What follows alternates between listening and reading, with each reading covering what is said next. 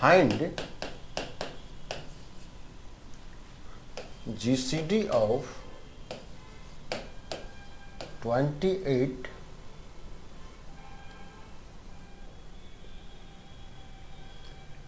and 41, then show that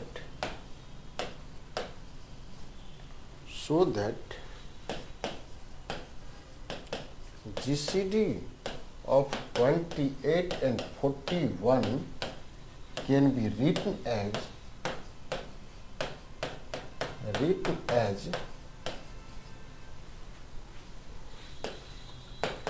linear combination of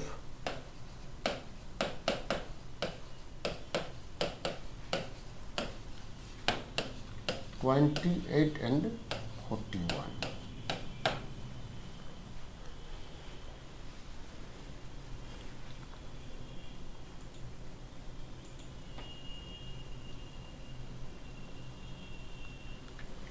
है ना?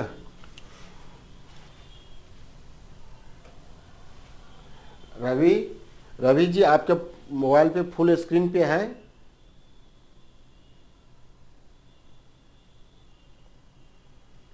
सुन पा रहे हैं रवि जी? स्क्रीन पे है सर। फुल स्क्रीन है कि मोबाइल पर हाफ स्क्रीन है?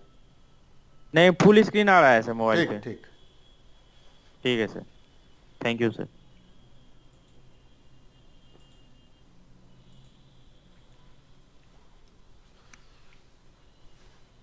इस तरह का क्वेश्चन एक 8 नंबर में आपको नंबर कुछ भी चेंज करके लिख दे, इस तरह का क्वेश्चन है आपको।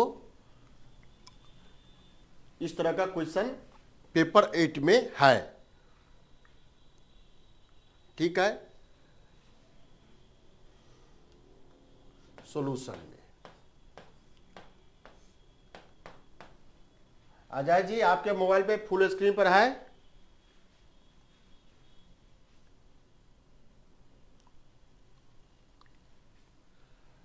माइक अनम्यूट करके बोल सकते हैं।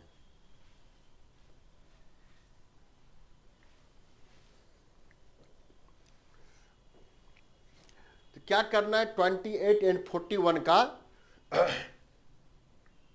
निकालना है आपको जीसीडी ऑफ 28 एंड 41 का equal to what. GCD means, जो नए लोग जुड़े हैं, जीसीडी मीन्स सिंपली एचसीएफ हुआ।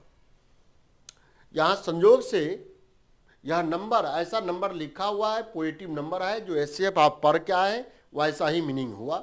कहीं निगेटिव होता तो आपके सिलेबस थोड़ा लगता कि कुछ है। हम पॉजिटिव नंबर लिख के आए। क्या करना है, डिवीजन एल्गोरिथम को सेटिस्फाई करना है। 41 में 28 से भाग लगाए, क्वेश्चन कितना 1 प्लस कितना 13।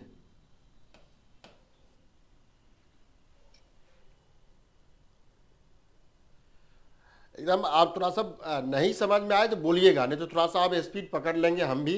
और हुआ 5-6 क्लास तो हो ही गया है, इतना लिखने में कोई दिक्कत नहीं।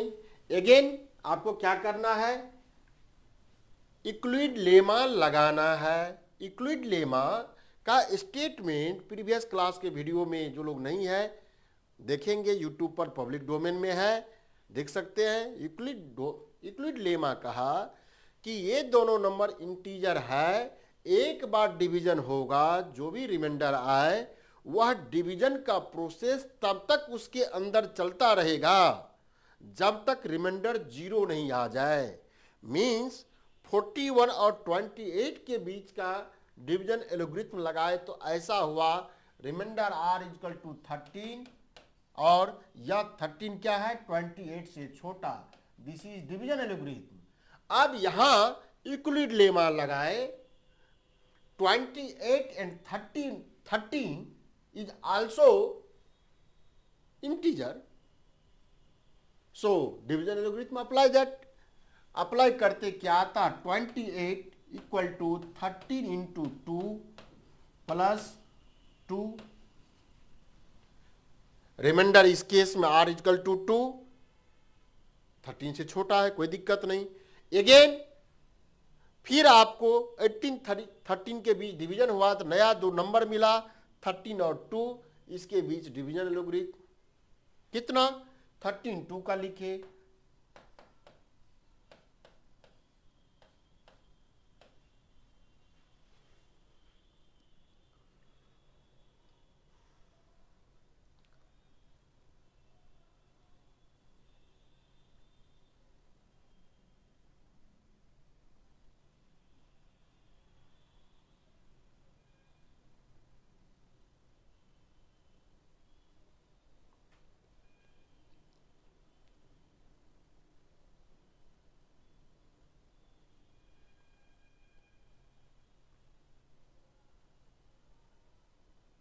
बढ़े आगे। Yes sir. अगेन आपको 2 और 1 आया इंटीजर, अगेन इसमें division logarithm 2 equal to 1 into 2 plus 0, यानी रिमाइंडर हो गया 0। बस ये लास्ट स्टेप डिवीजन लॉगरिथम का बाय यूक्लिड लेमा से। इसके नीचे तो जा नहीं सकते, रिमाइंडर 0 से छोटा हो नहीं सकता, नेगेटिव हो नहीं सकता है, सबसे लास्ट रिमाइंडर 0। यहां तक आ गए। इस 0 नंबर के पहले, इस 0 से पहले जो यूक्लिड लेमा में फर्स्ट नॉन जीरो मेंबर आया, that are this number, last में जो रिमाइंडर 0 आया उससे जस्ट बिफोर जो आपको positive number, non zero positive number मिल रहा, चूंकि रिमाइंडर जो इसी केस में आए थे पॉजिटिव नंबर मिलता ही, जस्ट 0 से पहले वाला जो नंबर है ये नंबर कहलाया जीसीडी। हम आगे लिखेंगे, थ्योरम है GCD, that means GCD of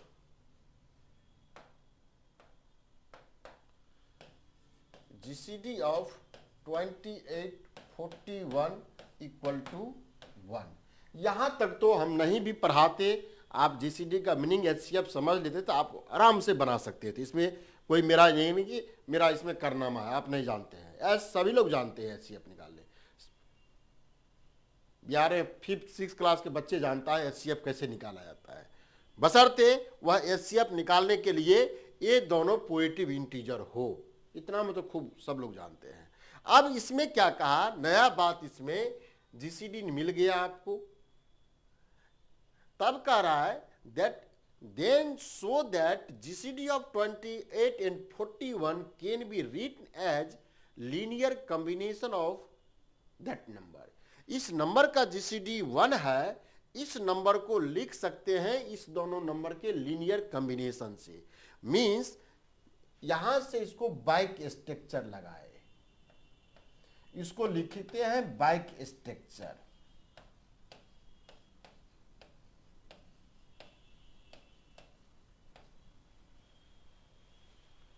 bike structure. Hello sir. हाँ सर, अगर ये लेक्चर को हम बाद में देखना चाहे तो कहाँ से देख सकते हैं? वो तो ऐप पे है, ऐप पे रहता है। अच्छा, ठीक है सर।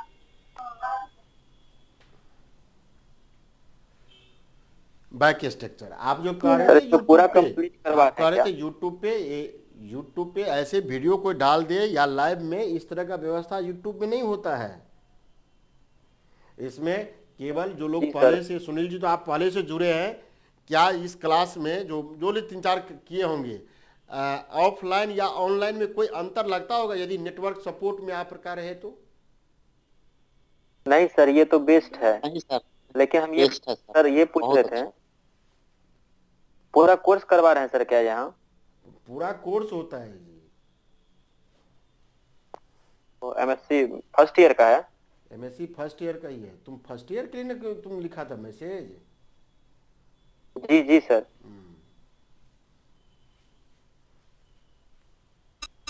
सर ये पेपर कौन सा पढ़ा रहे हैं सर, थोड़ा सा बताइए। पेपर 1 स्टार्ट करना है। पेपर 1 के बैकग्राउंड में पेपर 8 का कुछ थ्योरी है, जिसमें पेपर 8 में 3 क्वेश्चन आप यदि उसका पढ़ लीजिएगा तो पेपर 1 का बैकग्राउंड बन जाएगा कि उसका बेसिक आइडिया मिल जाएगा। पढ़ाना है पेपर 1 ही।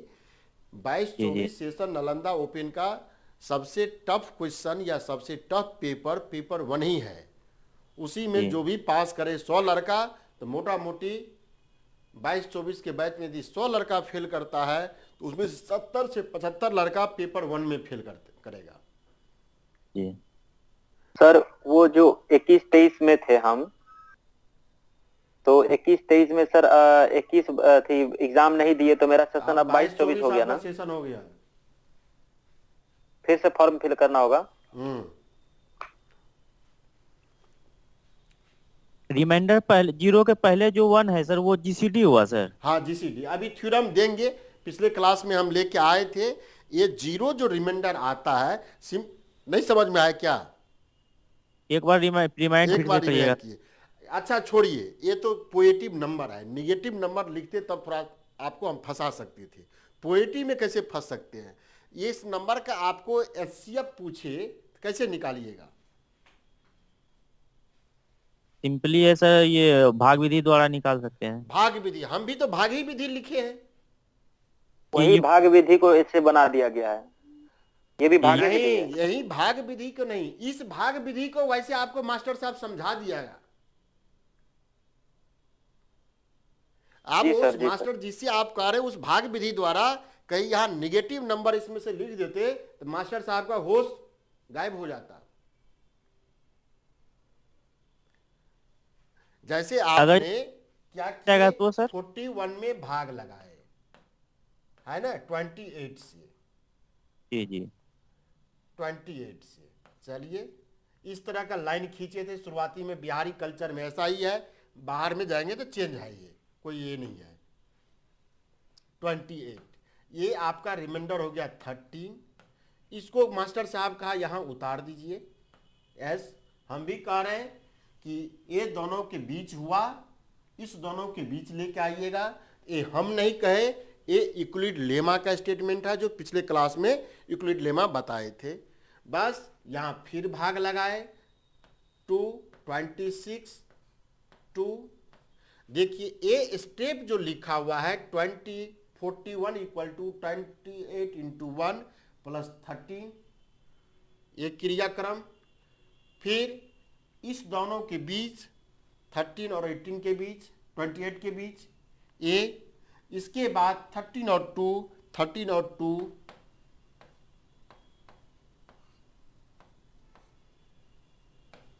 और यहाँ 2 आ गया। ये आपने 2 को 0 कहा और इसी को तो आपने कहा था जीसीडी, याद है?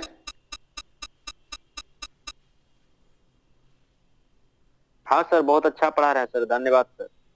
जीसीडी इसी को कहे थे, जीसीडी इसी को कहे थे।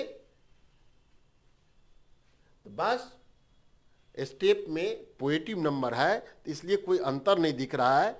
यदि आप हम कहते कि 28 में 41 से भाग लगाइए, क्या ऐसा नहीं हो सकता है? ऐसा भी हो सकता है। तब यहां से ये मेथड लिखते तो आप फेल हो जाते। उसमें कहा कि चलो भाई ऑर्डर स्ट्रक्चर है, छोटा से बड़ा में भाग लगाइएगा, तब ये मेथड ऑथेंटिक हो गया, आपको रिजल्ट में कोई इफेक्ट नहीं कर रहा है। इसको हटा दे रहे हैं। ठीक है, इतना तो दिक्कत नहीं है कि जैसे लास्ट टर्म जो 0 आ रहा है उससे पहले का जो नंबर होगा दैट आर जीसीडी। ये जीसीडी हो गया। अब जीसीडी मिल गया, तब इस क्वेश्चन में आता है कि वह जीसीडी जिस नंबर का निकला है उस नंबर का लीनियर कॉम्बिनेशन होता है। आगे हम क्वेश्चन में लिख देंगे लीनियर कॉम्बिनेशन किसको कहते हैं। बस ये टर्म आपका जीसीडी जहां है इसके कॉरस्पॉन्डिंग में वी हैव टू राइट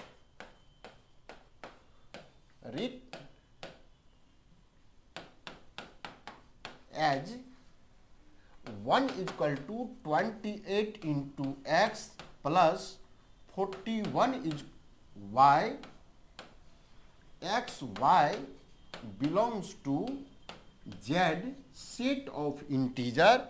ये जो नंबर हुआ इसको कहते हैं लीनियर कॉम्बिनेशन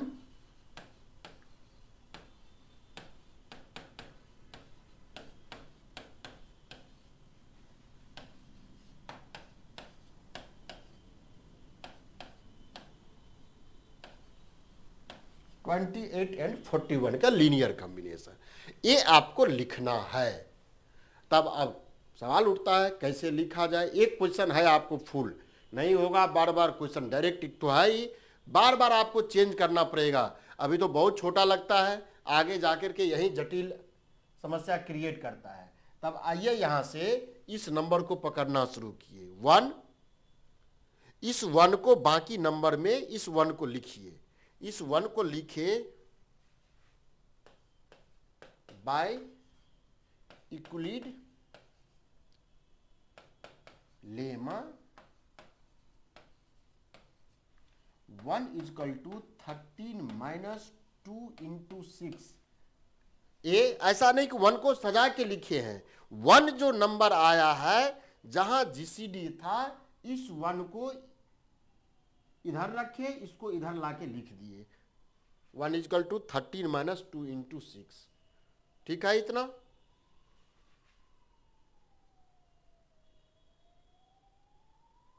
ठीक है, आगे बढ़े। Yes sir.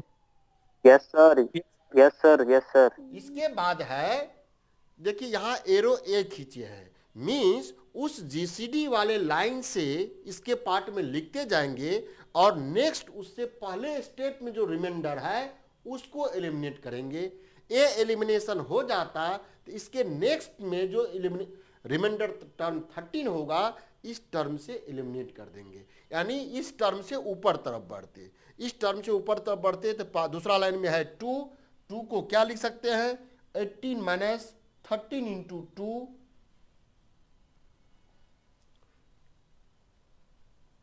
that 1 is equal to 13 minus 6 into 18 minus 2 into 13।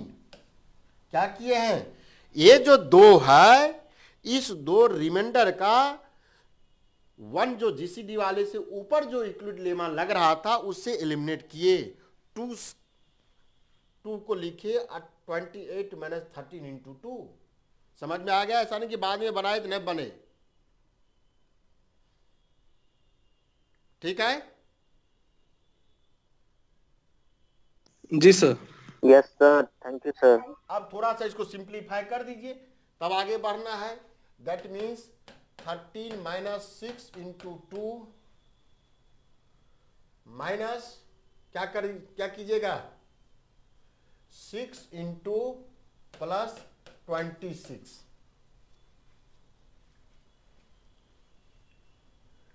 Six into 26 ऐसे करेंगे तो फंस जाएंगे। इसका रिमाइंडर आपने लिखा 12 इंटू 13 होगा, 2 का लिखिए, 13 का निकालना है।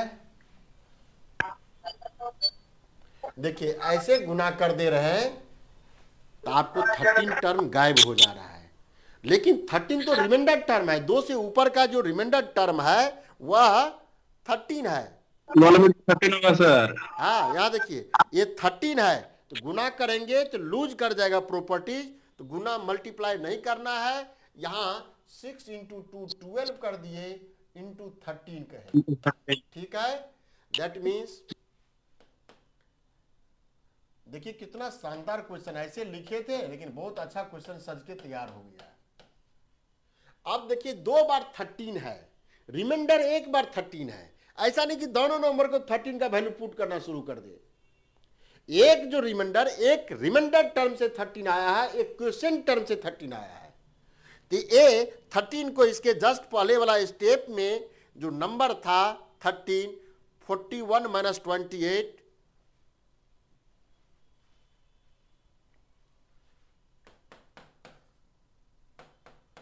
28 minus 41 into 1 minus 6 into 28, that means 13 into 28 minus 13 into 41 minus 6 into 28, that means 7 into 7 common हो गया 28, 13 minus 6 7 into 28 माइनस 13 इंटू 41,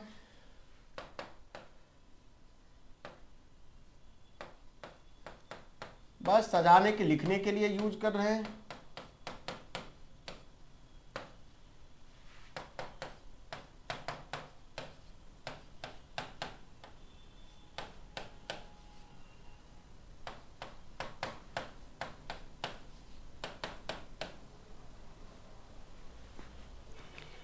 गड़बड़ नहीं ना हुआ है। 41 में 13 से, 28 में 7 से,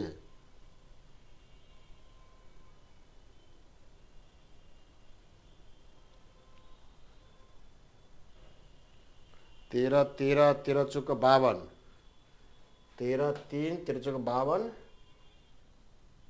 1 53, ये 28 सत्ते तो बहुत कम हो जाएगा। गलती हो गया क्या कैलकुलेशन में?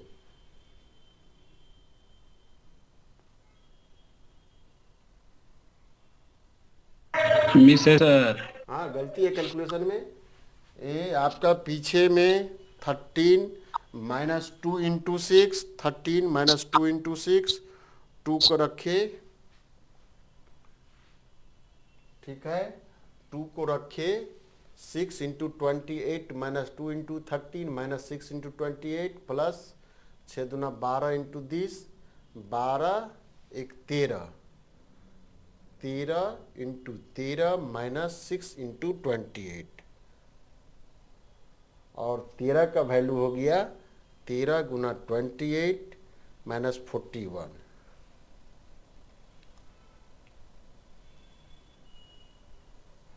हेलो। हाँ हाँ बोलिए।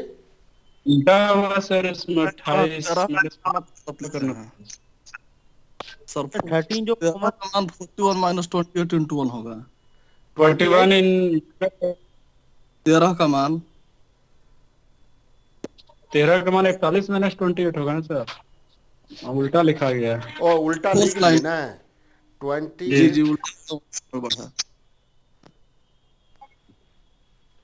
ठीक है, y का मान 30 नहीं, वही तो लगता है गलती है ना है। दोनों को गुना करके जस्टिफाई कीजिएगा तो 1 नहीं ना आएगा। 8 सत्ते 56। पर मैं मिस है, third line, fourth line miss है। थर्ड लाइन जो है सर, मान जो थर्ड हाँ। लाइन देखिए। रखा फोर्थ, है हाँ उसी जगह सर। 40 का 14 मान 1 माइनस 28 होगा। Yes sir. तब 41 माइनस 28 होगा। और 41 जी माइनस 28 होगा। जी जी। ना ना 40 41 वहाँ माइनस 41 इंटू 1 लिख दिए सर। 28 इंटू 1। ओ 41 माइनस 28, यही चीज़ गड़बड़ हो गया, इसलिए ये आ गया 13 इंटू 41, दैट मीन्स 13 इंटू 28। ठीक है, ये दोनों 20 यहाँ हो गया 19, सॉरी 13 6 19 इंटू 28, ये हो गया 13 इंटू 41।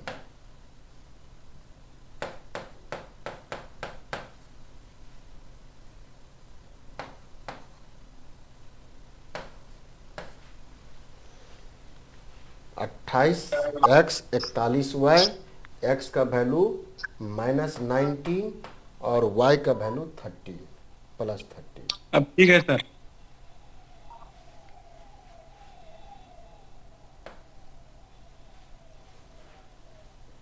सर तीसरा लाइन समझाइएगा सर, आए तीसरा लाइन समझाइएगा सर थोड़ा सा। ये अब सही है सर।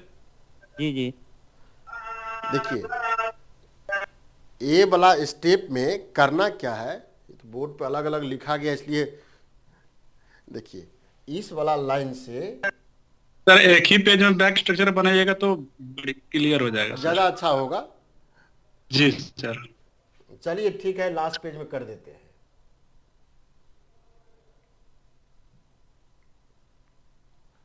क्या क्या था बोलिए। इधर इसको लिखते हैं 41 28 into 1 plus 13, 28 equal to 13 into 2 plus 2,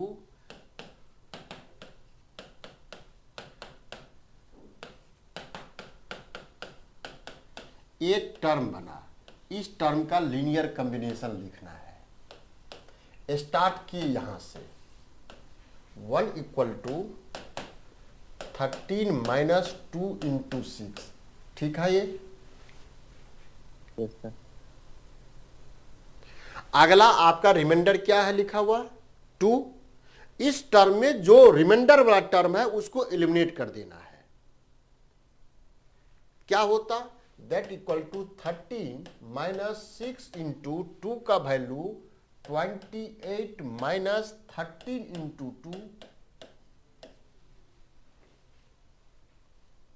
थोड़ा सिंप्लीफाई कर दे, 13 माइनस 6 इंटू 28 प्लस 13 इंटू 12। कहीं इनकेस इस नंबर में 13 में 6 से गुना कर देते तो नंबर गायब हो जाता। एपियर तो हो रहा है, दिखता नहीं। चूंकि अगला हमको रिमाइंडर 13 है तो 13 नंबर पे कोई भी प्रोडक्ट नहीं लगाइएगा कि वह नंबर गायब हो जाए। अब ये दोनों एक साथ, दैट मीन्स 13, इसमें 13 कॉमन ले लेते, 13 इंटू 13 माइनस 6 इंटू 28। अब अगला टर्म है रिमाइंडर 13, किसी एक टर्म को रिमाइंडर से आया हुआ टर्म है उसको एलिमिनेट कर देते। एलिमिनेट करते तो क्या होता, 12 कहाँ गायब हुआ सर? 28 सर सुनिए ना। हाँ सर जी, वो जो पूछना चाह रहे थे ना, जो हमारे मित्र एक पूछ रहे थे, वो ये पूछना चाह रहे हैं कि 13 गुना 13 कहाँ से आया, तो उसको एक बता दीजिए ना कि 13 गुना, वो एक जगह ले आइए, वो दोनों टर्म लास्ट टर्म और फर्स्ट कॉमन टर्म होगा। 13 यहाँ भी 13 यहाँ कॉमन लेके गुना करेंगे तो नहीं जुटेगा। 13 कॉमन लिया तो 12 एक 13 हो गया ना। तो समझ गया, हाँ, तो ठीक है। 13 गुना 13 हो गया ना भाई। हाँ ठीक है। थोड़ा तो खोलना पड़ेगा आपका भी, ये तो बहुत छोटा चीज है, ये तो ठीक है, कोई से हेजिटेशन नहीं है। तो आपका यहाँ इसका वैल्यू पुट किए -6 इंटू 28, 41 इंटू 13, 28 इंटू 13 -6 इंटू 28।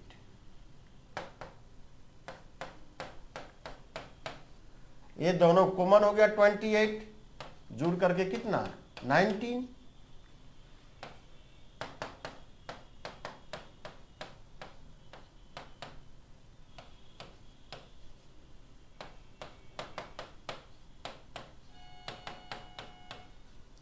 यही चीज है कि लीनियर कॉम्बिनेशन है।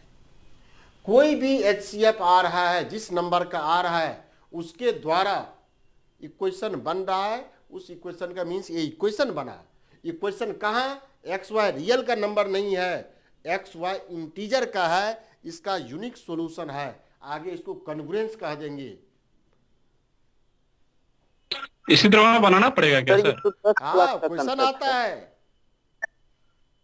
अच्छा, सर ये तो 10 इसी तरह क्लास का कंसेप्ट है। यही सर फुल क्वेश्चन आएगा इस टाइप का? नहीं, हाफ 2 पार्ट में रहता है। अच्छा जी, ठीक है सर।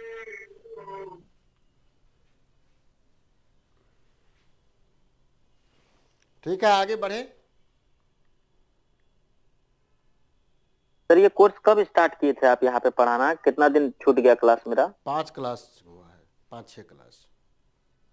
ऐप में मिल जाएगा सब? हाँ हाँ, थोड़ा सा मेरा कंप्यूटर साइंस था सर BSc में, इसलिए थोड़ा सा दिक्कत हो जाता है सर। दिक्कत नहीं, देखिए खोल के वो नहीं, हम लोग तब मिलजुल समझ के में पढ़ आएगा, लेंगे ठीक दोस्त। है। कंप्यूटर साइंस है तो कंप्यूटर साइंस में तो इतना कहाँ से बीटेक किए हुए हैं sir BSc computer science honours, और BSc कंप्यूटर कहाँ से BSc किए थे? रमणी कॉलेज भागलपुर। हाँ, तो प्रोग्रामिंग और ने किया था कि प्रोग्रामिंग तो होगा ये सब लिखना। हाँ सर थोड़ा बहुत तो है, थोड़ा बहुत। ठीक है, खोल के बोलिएगा क्या। देखिए ये इतना छोटा चीज है ना कि उसको हम नहीं पकड़ पाए या नज़रअंदाज करें, तो जब तक आप उसका क्वेश्चन नहीं आएगा तब तक नहीं। हाँ, जोड़ घटाव है, ये आप नहीं काम कीजिएगा तो हर बात हम कहें कि PG में रख के समझा ले, उतना तो पॉसिबिलिटी है ही नहीं। जितना हो सकता है, ये नहीं समझ में आ रहा, आप आर्ग्यू कीजिएगा तब जवाब निकल के आएगा। ठीक है, आगे बढ़े। देखिए अब हम लोग, आपके हाथ में मोटा मोटी जीसीडी आ भी गया। चलिए जीसीडी का डिफिनीशन लिखते हैं। What is GCD? एक क्वेश्चन है आपका कि 2 नंबर का जीसीडी ऐसा है, 3 नंबर का ऐसा है, तब उस पर थ्योरम बना करके क्वेश्चन है। जीसीडी किसको कहते हैं? Let A B belongs to Z and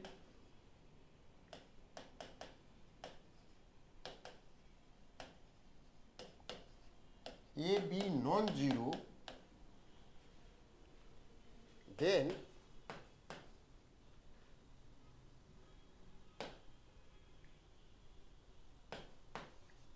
D belongs to, symbol जो लिखते हैं ये लिखा हुआ इंटीजर स्टैंडर्ड सिंबल है। इंटीजर को लिखते हैं, नहीं तो डिफिनीशन लिखना पड़ेगा पीजी में कि ये इंटीजर लिख रहे हैं। ये स्टैंडर्ड नोटेशन है, इसके जगह दूसरा कोई लिखेंगे, आई लिखिएगा, आई को लिखना पड़ेगा कि ये इंटीजर लिख रहे हैं, और बड़ा बड़ा स्टेटमेंट हो जाएगा। D this belongs to N, this is natural number, D belongs to N such that,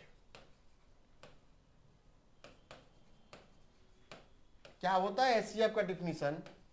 D equal to कहेंगे जीसीडी ऑफ हाईएस्ट कौन सा? A B and defined as,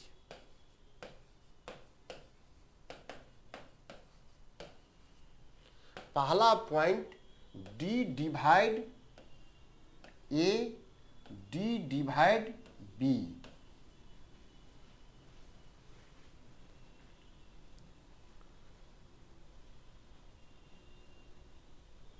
side में क्या लिख दिख नहीं रहा है? Non zero, A B not equal to zero,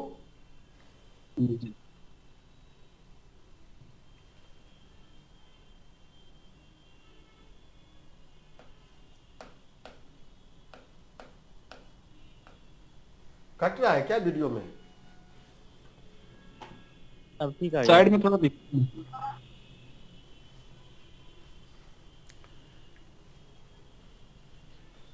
D क्या लिखा हुआ है? D divide A, D divide B, and if C कोई नंबर मिला, C divide A, C divide B, then C divide D,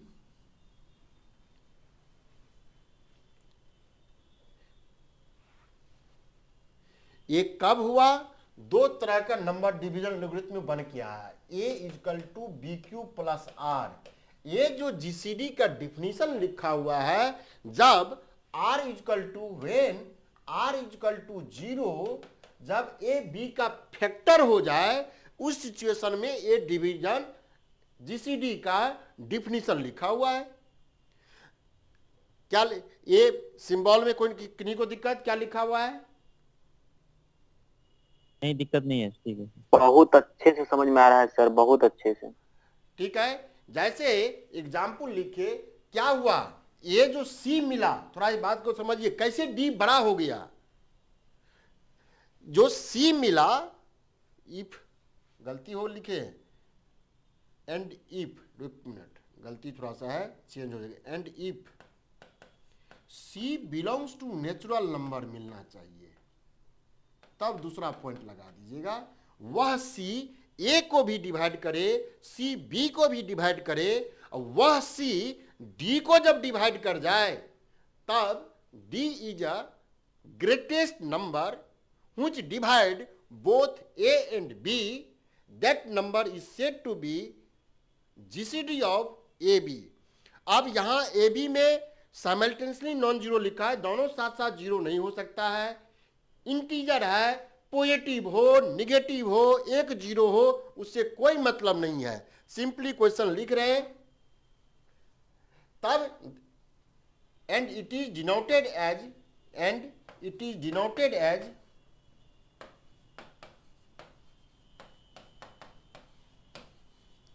GCD of A B equal to D, simply ऐसे भी पिछले class में हम लिखे थे, ऐसे लिख रहा है। जीसीडी वर्ड नहीं लिखे फिर भी आपको जीसीडी ही समझना है, because GCD is the application of division algorithm. जो डिविजन एल्गोरिथम में जो रिमाइंडर टर्म है यूक्लिड लेमा में, वही टर्म को जीसीडी कहेंगे। आगे और थोड़ा देखते हैं कैसे जोड़ लेते हैं। एग्जाम्पल में फाइंड जीसीडी ऑफ -24 0।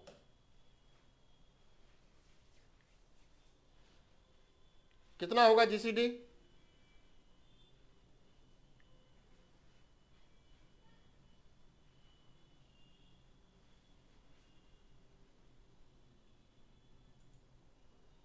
जीरो होना चाहिए सर। 1 sir, 1 sir.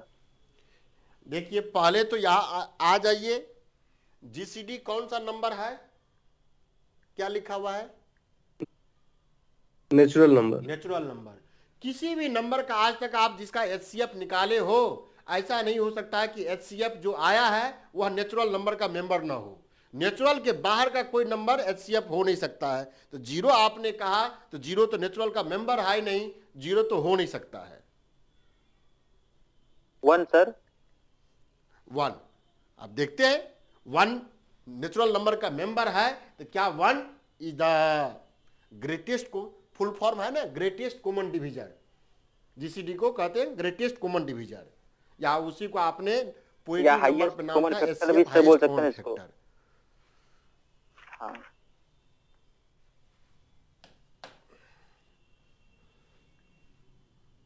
सॉल्यूशन है। अब बताइए क्या लिखा हुआ है? यदि डी कोई नेचुरल नंबर है, ए बी का जीसीडी होता तो ए एंड बी को डिवाइड करने वाला नंबर होता डी, है ना? जी सर। डी ए को डिवाइड कर रहा है तो इसका मीनिंग क्या हुआ? डी ए को डिवाइड कर रहा है, इसका मीनिंग क्या हुआ? डी ए का फैक्टर है। टू कोई S1 इंटू डी है, यानी डी जी सर। Factor of A. जी सर, डी फैक्टर हो गए। है ना? मींस आप जो भी डी खोजते ए का वह फैक्टर होता। बताइए यहां कि यह खोजते जीसीडी ऑफ -24 0 निकालना है आपको। पहला केस में D belongs to natural number such that पहला में डी डिवाइड करना चाहिए -24 को, डी डिवाइड करना चाहिए 0 को। बताइए कौन सा नेचुरल नंबर है? अब मींस इस नंबर को जो डिवाइड करता, 24 को डिवाइड करता, वह नंबर हो जाता। तो क्या 24 सर इसका आंसर 24 होगा सर। 24 को नहीं कर रहा है क्या? सर 24 होगा इसका आंसर, सॉरी 24 होगा। 24 -24 को डिवाइड कर रहा है। S this number also divide 0, यहां तक तो ठीक है।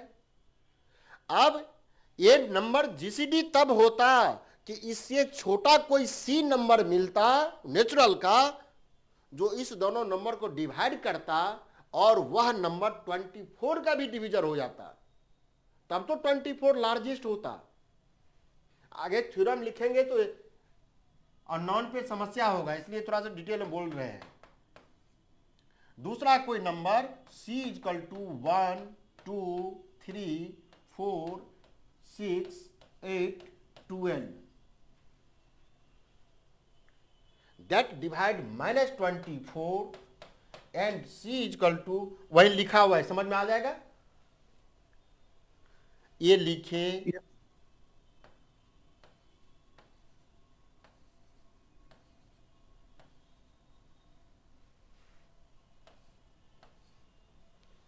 ठीक है?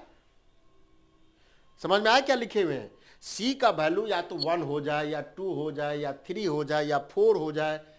ऐसा करते करते जाते c का सबसे बड़ा नंबर 12 आता। 12 भी डिवाइड कर रहा है, c divide 0, that implies sir 24 भी तो हो सकता है सर। सर जी 24 तो चेक हो गया ना, 2400 तो हो। उसको छोड़ करके ना, देखिए ना क्या लिखे हैं, डी को छोड़ करके कोई सी नैन में मिला, जो सी यदि डी ही हो जाता था दूसरा नंबर मिलता क्या, बड़ा छोटा कर सकते थे। दो लोग एक ही हाइट का हो जाए तो कह सकते हैं कि ये छोटा है ये बड़ा है, तब तो आपको एज को फाइंड आउट होता, तब समझ कर गए। सकते थे, है ना। ये दो समझ गए नंबर सर। यदि सी और डी सेम हो जाता, तब डी बड़ा होता या सी बड़ा होता, ये डिसीजन नहीं ले सकते थे आप। जी सर। तो डी के छोड़ करके डी के अलावा कोई सी मिल रहा है, तब सी ए बी को डिवाइड कर रहा है तो सी डी को डिवाइड करना चाहिए, ठीक है। That equal to C equal to 12 which divide 24। अब बताइए, मतलब क्या करते गए, 1 को भी चेक किए, 2 से भी चेक किए, 3 से भी चेक किए, 4 से, 6 से, 8 से, 12 से, ये दोनों नंबर को डिवाइड कर रहा था। वह सारे के सारे नंबर 24 को भी डिवाइड कर रहा था, लेकिन इसमें से सबसे बड़ा नंबर आपके हाथ में 12 आया, 12 से भी 24 आ रहा है, तो सबसे बड़ा नंबर दोनों नंबर का डिवाइड करने वाला कौन सा नंबर, 24। Therefore, GCD of -24 0 equal to 24।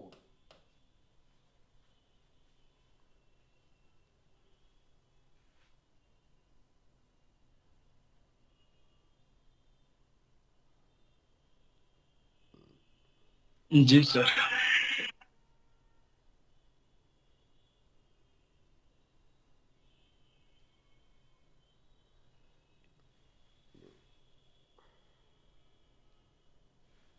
बढ़े आगे। Yes sir. जी सर आगे बढ़िए। अब थोड़े कुछ बताइए इसका, फाइंड GCD ऑफ -16 -12।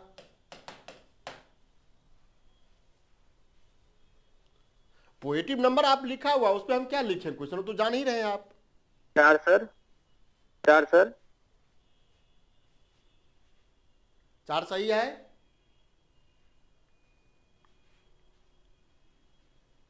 सिंपल, यदि आप पढ़ लिए हैं जीसीडी का जो कंसेप्ट है, GCD of -16 -12 equal to GCD of mod of -60 mod of -12।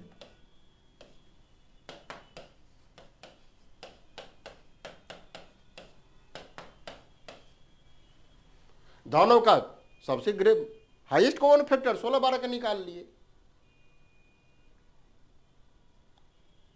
Yes sir आसान है, थैंक यू सर।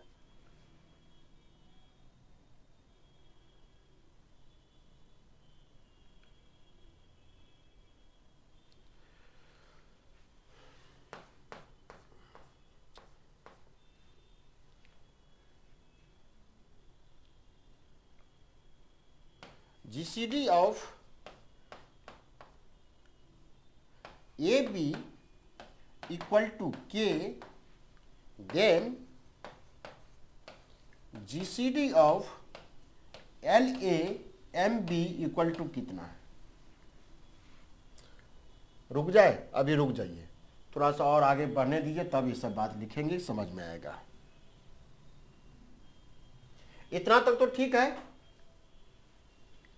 एक थ्योरम लिखिए। जी सर।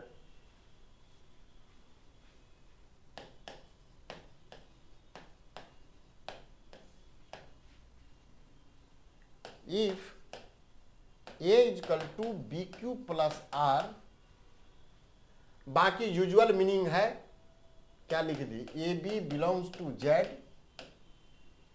है ना, आर रिमाइंडर है।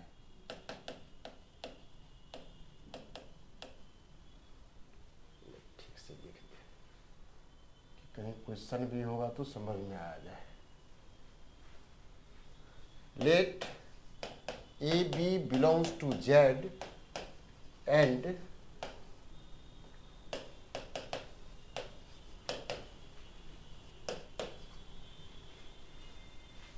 ए B non zero then there exists unique QR belongs to Z such that A is equal to BQ plus R whenever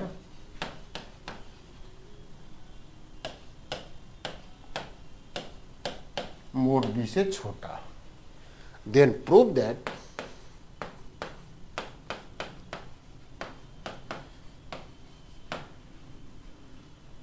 GCD of AB equal to GCD of BR. अभी जो definition then के बाद क्या लिखे हैं? हैं then के बाद क्या लिखे हैं नहीं समझे, उसको कोई मैथमेटिकल टर्म है कहा? देन के बाद? देन then के बाद? There exist unique.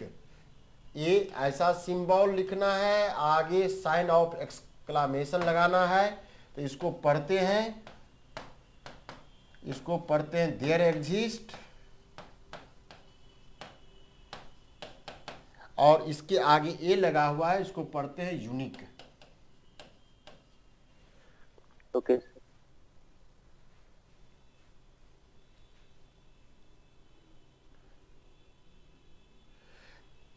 ठीक है, इरेज कर दे इसको.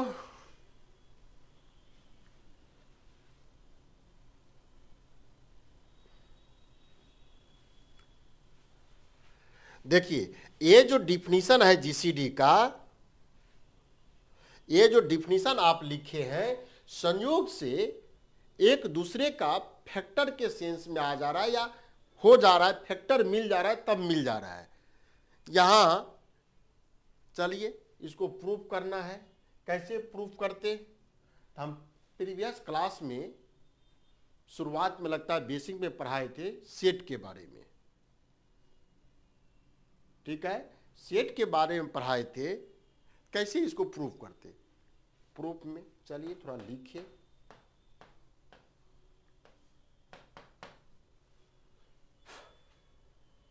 सिंस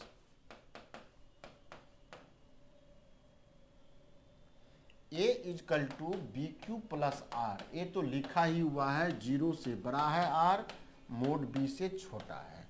अब इस दो नंबर को प्रूफ करना है. Let GCD of AB equal to D1 मान लिए and GCD of BR equal to D2 मान लिए.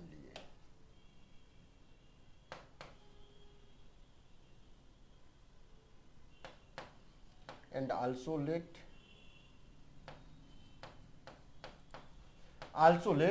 GCD of BR is equal to D2. ठीक है, ये कह रहा है दोनों इक्वल हो जाए. दो नंबर इक्वल कब हो सकता है?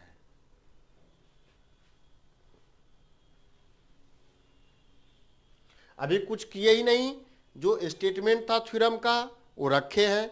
अब आप पढ़े हैं कि मास्टर साहब कहे थे कि ये जो अभी क्वेश्चन करके लाए थे ना, कहाँ गया? इसमें लिखे थे, हम इरेज कर दिए हैं कि कैसे ये डिवीजन हो रहा है. तो वहाँ एराइज करते व्हाई दिस रिटन, तो आपको जवाब मिलता.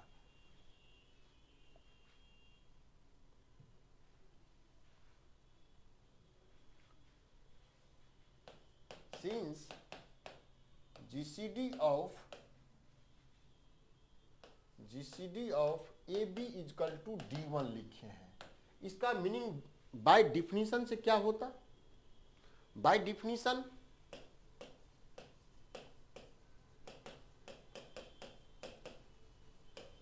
Of GCD, D1 divide A D1 divide B होता. यदि D1 GCD है तो D1 A को भी डिवाइड कर जाता और B को भी डिवाइड कर जाता. आराम से हो जाता. ठीक है, Yes, sir. अब आगे बढ़ाइए. ये लिखा हुआ है A is equal to B Q plus R, है ना. A का वैल्यू हम पुट कर रहे हैं D1 B Q plus R D1 divide B.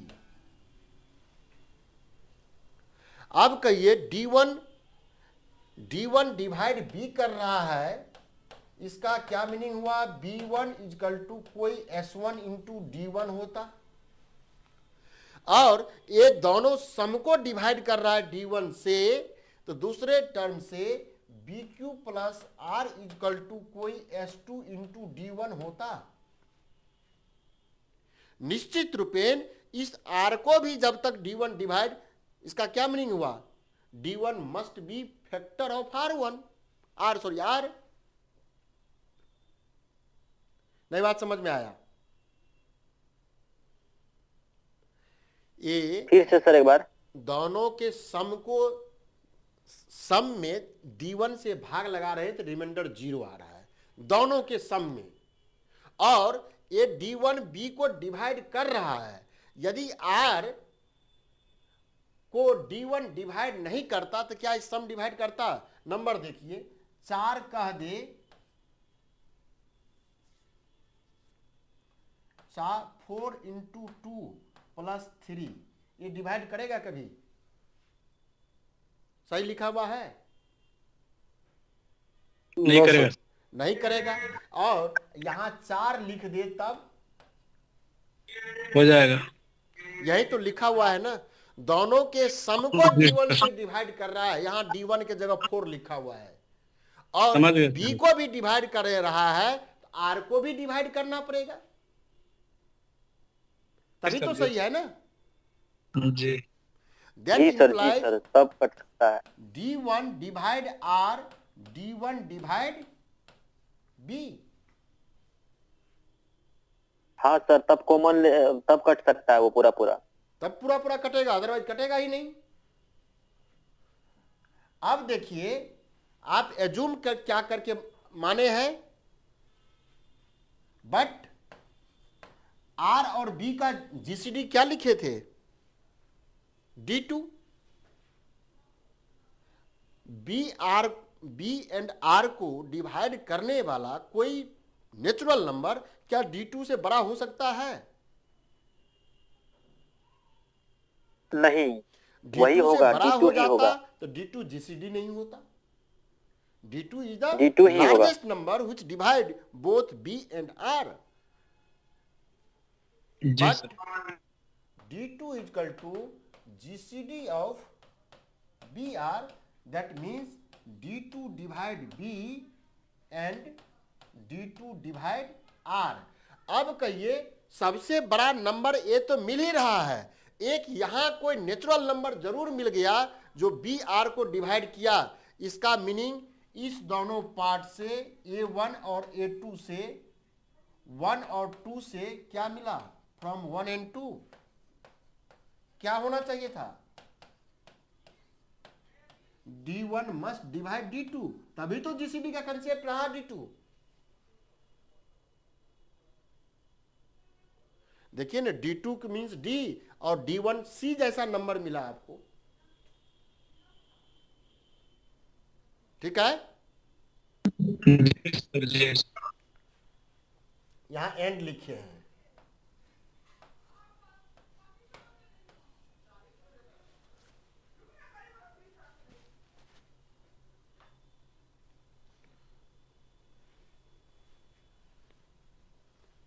Again, D2 is equal to GCD of BR, that means D2 divide B, D2 divide R, but A is equal to BQ plus R, so R is equal to लिख दिए A minus BQ।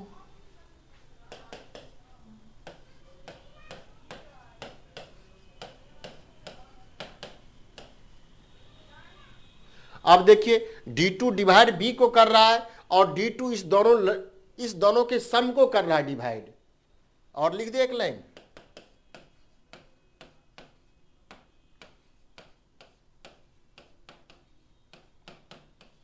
Same पहले जैसा case है, यहां R था, अब D2 को A को भी डिवाइड करना पड़ेगा, तभी तो लीनियर कॉम्बिनेशन को सम करेगा। that implies D2 divide B, D2 divide A, but GCD of AB equal to D1, then D1 must be divide D2. From first and second, third and fourth, D1 is equal to D2.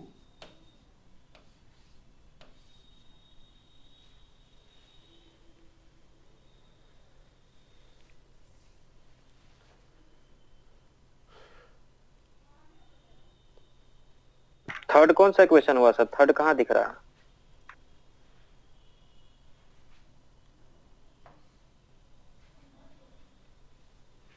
Okay sir. Sir लेकिन इतना उतना नहीं चमका ये वाला बात, D1/D2 कैसे लिखे हैं सर? उतना फील नहीं आया जैसे सर पूरा होता है ना कि आना चाहिए मैथ में। क्या नहीं आया फील? अब कहिए बाय डिफिनीशन जीसीडी के डिफिनीशन से लिखे कि ए बी का जीसीडी D1 है, तो D1 ए बी को डिवाइड कर रहा है।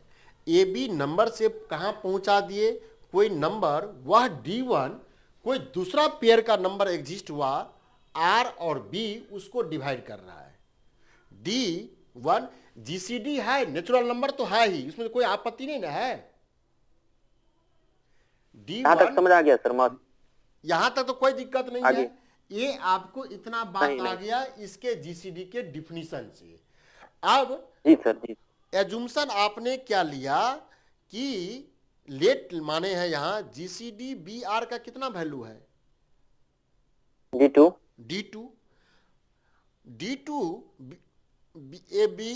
बी आर का जीसीडी है, तो D2 बी को भी डिवाइड करेगा, D2 आर को भी डिवाइड करेगा, और ये भी which is the ये भी largest number? क्लियर है सर। आप एग्जांपल जो लिए वर्ड वाला नंबर वाला उससे क्लियर हो गया यहाँ तक। अब उसके बाद sir from equation first and second, वही पिछले पेज में ही सर। ठीक है ना, from यहाँ equation first and second। ये दोनों हो गया ना। अब इसमें क्या कर, धैर्य से सुनिए।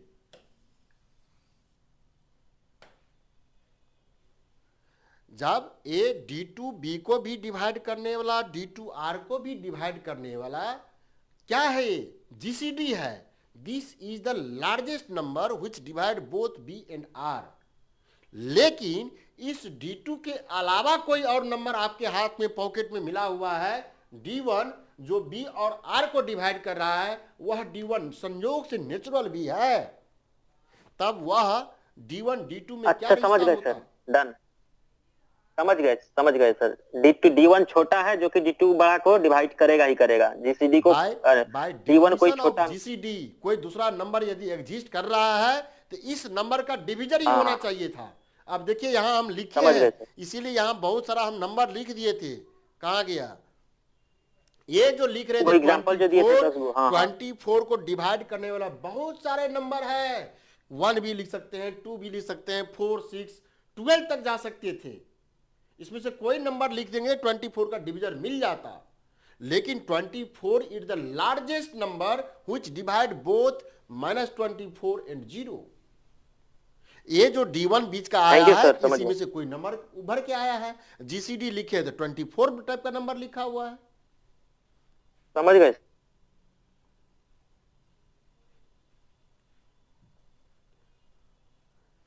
यहां से एक केस आ गया D1 डिवाइड D2। अब सिमिलर वेज में जो एजुम्पशन D2 आपने माना है कि D2 is equal to GCD of B R का जीसीडी है, तो उसको सेटिस्फाई करना चाहिए जीसीडी के डिफिनीशन पर। कुछ करना नहीं है, जीसीडी का डिफिनीशन लिखे, D2 divide B, D2 divide R, और B और R के बीच में रिलेशन दिया हुआ है।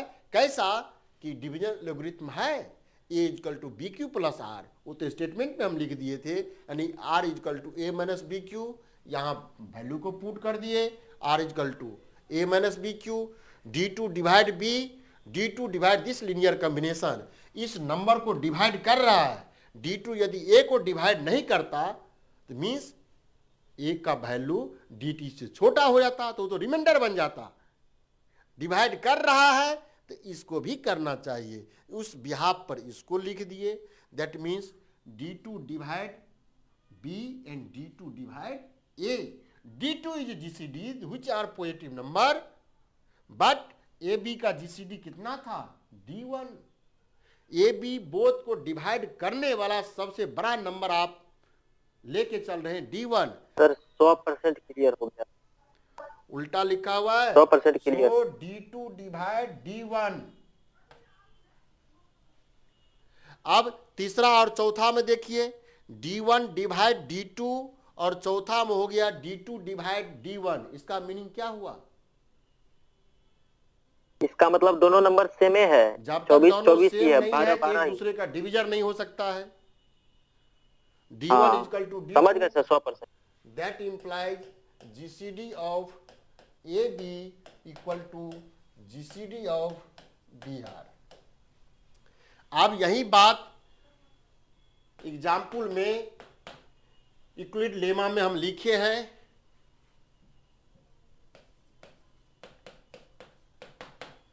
A equal to BQ plus R है। अगला स्टेप में डिवीजन एल्गोरिथम होता, b equal to RQ1 plus R2 लिखे। R2 का वैल्यू 0 से बड़ा और R से छोटा, पॉजिटिव ही है। फिर अगला टर्म लिखते, इस दोनों के बीच division, R equal to R2 Q2 plus R3 0 से बड़ा, R3 R1 छोड़ दे लिखना है, R तो गलती हुई, R1 लिखते तो अच्छा था। R1 यहाँ R2 R1 से छोटा। फिर अगला बार लिखते हैं इस दोनों के बीच R1 equal to R2 into Q3 plus R3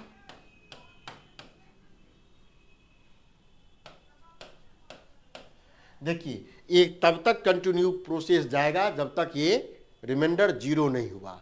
अभी क्या थ्योरम में आया, ए बी के बीच का जो जीसीडी होता वही क्या होता, जो ए बी के बीच का जीसीडी होता वही बी आर का होता। ए बी के बीच का जीसीडी 5 है तो बी आर के बीच का जीसीडी कितना, 5। जो बी आर के बीच का जीसीडी है वही किसके बीच का जीसीडी है, आर इंटू आर वन का। जो आर इंटू आर वन का जीसीडी है वही R one into R two का जीसीडी है।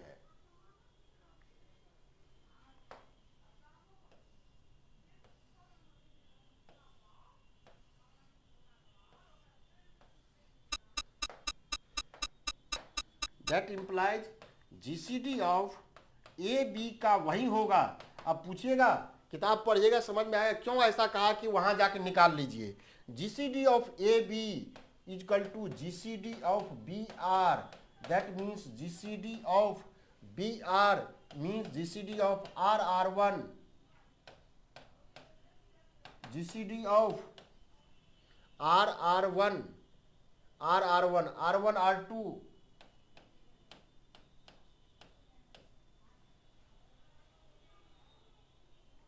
और देखते हैं आगे सीरीज में क्या लिखे, सबका जीसीडी एक ही होगा, सेम।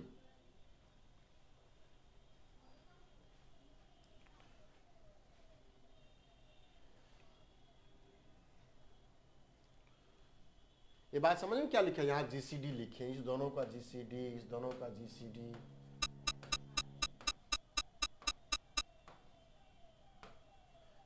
अभी हम एकदम कुछ नहीं, थोड़ा सा काम कीजिएगा, नहीं तो पेपर 1 बहुत समझाना टफ है।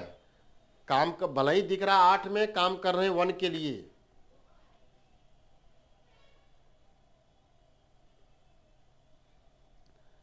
जहां क्वेश्चन आएगा हम लिखने का शैली क्वेश्चन पे लेके आएंगे, थोड़ा बिल्डअप कर ले रहे हैं जो हमको जरूरत है। उसमें पेपर 8 का 3-4 क्वेश्चन निकल जाएगा। लेकिन कर रहे हैं पेपर 1 के लिए ही काम।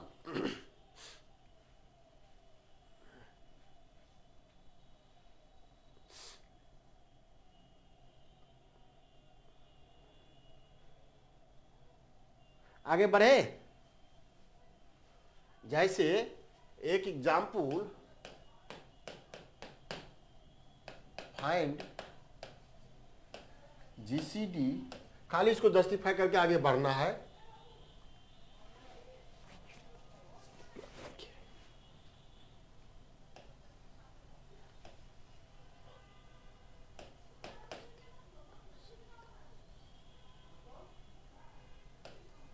इक्यानवे लिखे,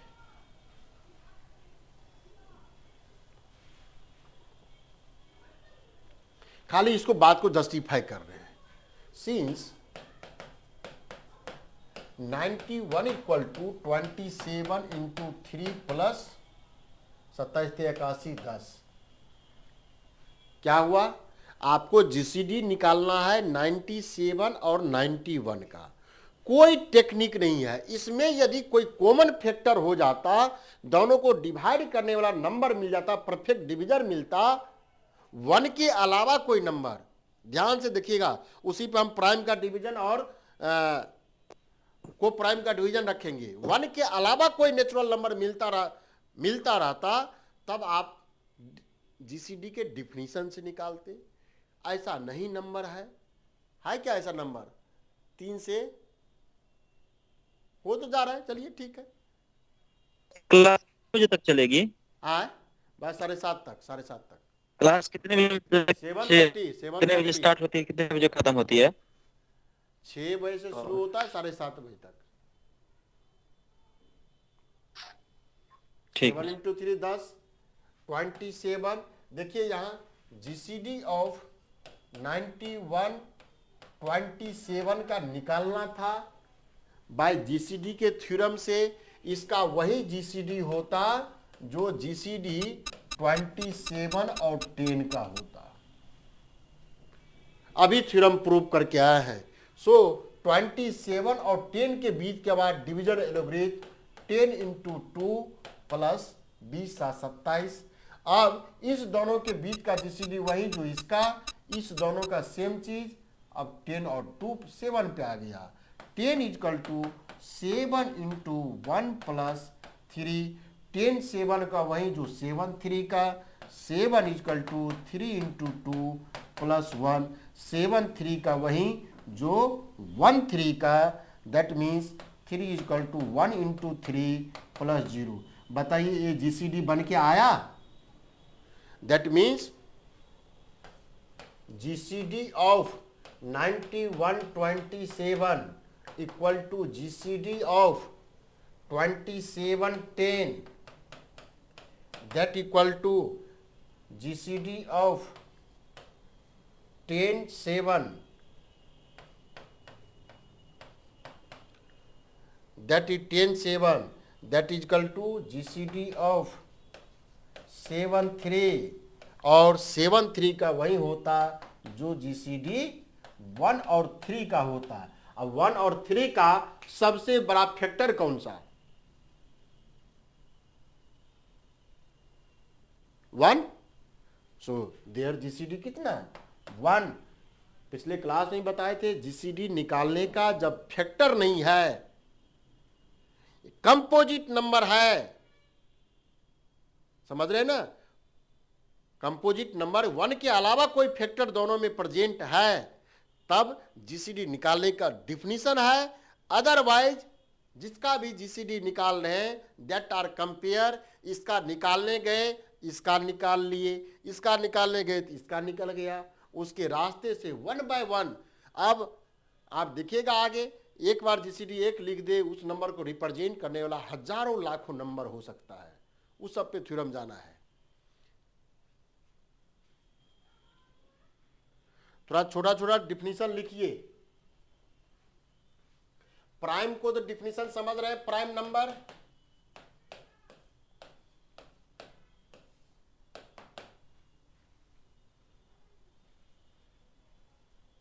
प्राइम नंबर बोलिए। इट इज डिनोटेड बाय, ध्यान दीजिएगा, P और Q दो हम लिखेंगे जरूरत के अनुसार। स्मॉल p जहां लिखेंगे वह प्राइम नंबर है, प्राइम नंबर का डिफिनीशन 1 और इटसेल्फ से डिवीजर हो, है ना। D divide P, therefore D is equal to 1 and P, या Q लिखे तो Q।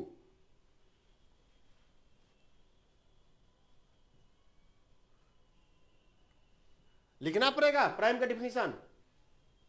क्या हो रहा है, रिप्लाई नहीं आ रहा है। वन और सेल्फ सर। चलिए को प्राइम बताइए, को प्राइम या relatively prime.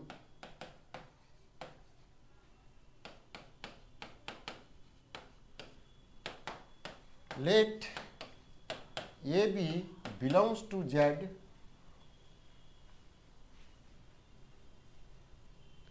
and GCD of AB equal to 1,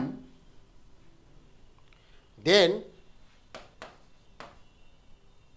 the pair AB is known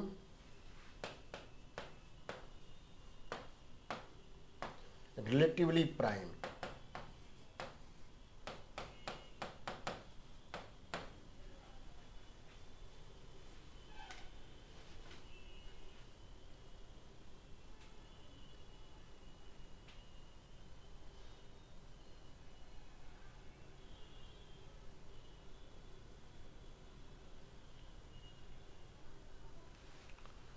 example में 3, 7 रिलेटिवली प्राइम है क्या? 3 और 7 का जीसीडी कितना? एक। कोई भी नंबर लिख दे, जीसीडी ऑफ क्वेश्चन भी हो जाएगा थोड़ा सा, P और A does not equal to K into P। इसका जीसीडी कितना? P इज प्राइम, कोई प्राइम नंबर P है, A ऐसा नंबर है जो P प्राइम से जनरेट नहीं होता है, तब A और P का जीसीडी कितना?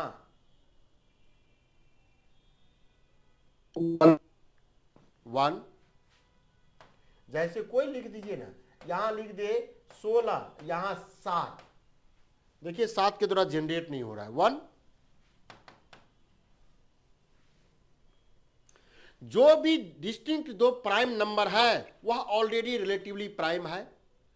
2 और 3 are 2 prime number and GCD between this number is 1, so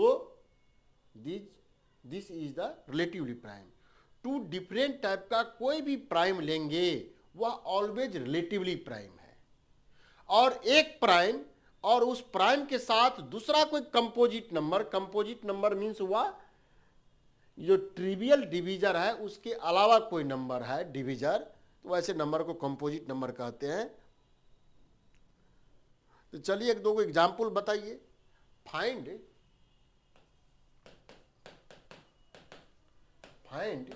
number of relatively prime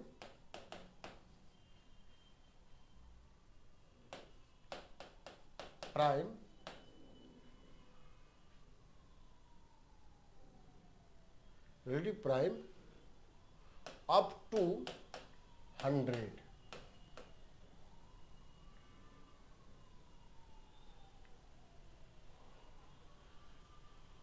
find number of relatively prime number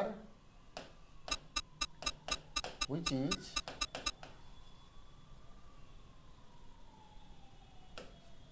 relative to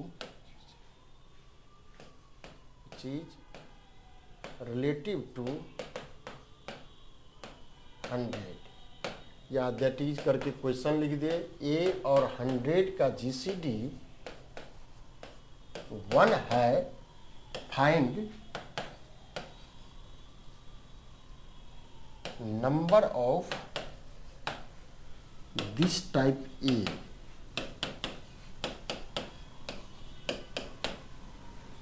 ठीक है, बनाइएगा। मीन्स 100 के साथ वैसा कौन कौन नंबर है जिसका जीसीडी 1 आता होगा, वह नंबर की संख्या कितना है।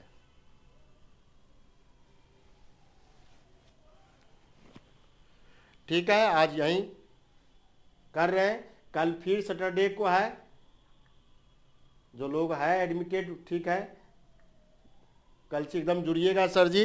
बीच में बहुत डिस्टरबेंस हो गया, अस्वस्थ थे ही। क्लास रेगुलर चलेगी सर? हाँ रेगुलर, खाली संडे को छोड़कर। ठीक है सर, थैंक यू सर।